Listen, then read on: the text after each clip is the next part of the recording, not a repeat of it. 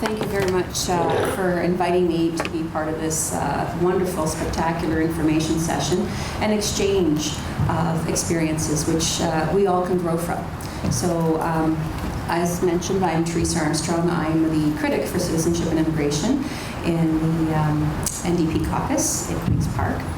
And I would like to thank, of course, Western for research on migration and the ethnic relations for organizing this event. It truly is, it's the third year, and I hope that this will be an ongoing, lifetime learning experience for students and the community.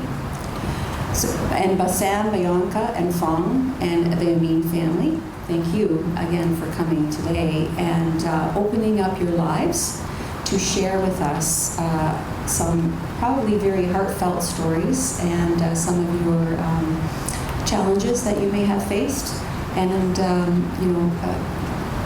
some of the journeys you've had to overcome those challenges.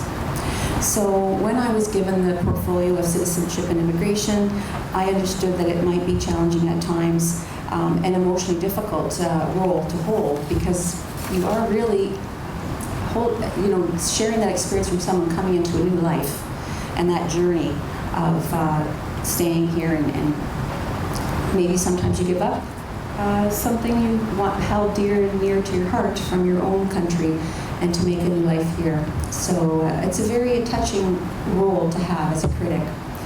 And for those that may not know, I am also an immigrant. I was born in Portugal and came here as a young girl, about 6 years old. And I had a lot of family here, and my parents came to Canada. So my experience, there were some challenges, but we had a support system because a lot of our relatives had been here too. So when I think about the immigration process, how difficult it is for many families to move to a different country, leave their careers, and of course at times their families in their home country, only to face hardships when arriving in Canada. When I moved here with my family, we did face hurdles. Moving from Portugal was a major change. But for our family, it wasn't as if we were moving from a war zone or from some political turbulent situation. I can't imagine what it must feel like for families who are fleeing from places like Syria, Iraq, and Afghanistan, and the risk you face with language barriers, lack of services, and or at times discrimination when you arrive here in Ontario. And that is why it is so important that our community is always united and strong and accepting different ways and different cultures. And I know Canada is one of those countries and provinces that we open our hearts and our arms to diversity and to people of all different cultures and religions.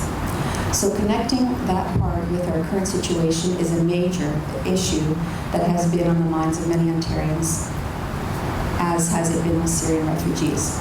With the federal government's commitment to bring 25,000 Syrian refugees by the end of January 2016, our province will become the home for thousands of new families and women and children. And I hope London will become the home of many of those people that decide to come to Canada. This community will face specific issues that we as a province will need to prepare for. Issues surrounding having timely, accessible health care, having services available in the native language, and ensuring they feel welcome and accepted are all aspects and needs that we need to look at.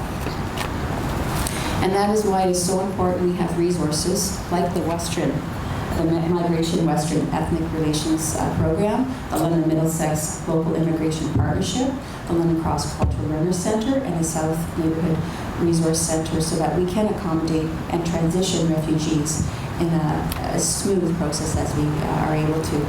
The last thing I'd like to touch on is some of the horrific and heartbreaking attacks that recently has happened in the Muslim community over the past few days. Now is not the time to start, having these kind of reactions to tragic events that happen in other countries.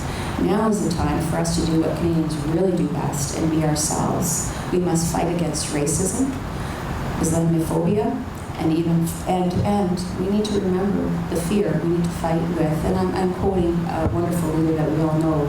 We need to have love, hope, and optimism. And those are really words to live by. And we can't live our lives in fear. It is really our time to show that we are united as a city, a province, and a country, and that we will not be giving into the politics of fear and division.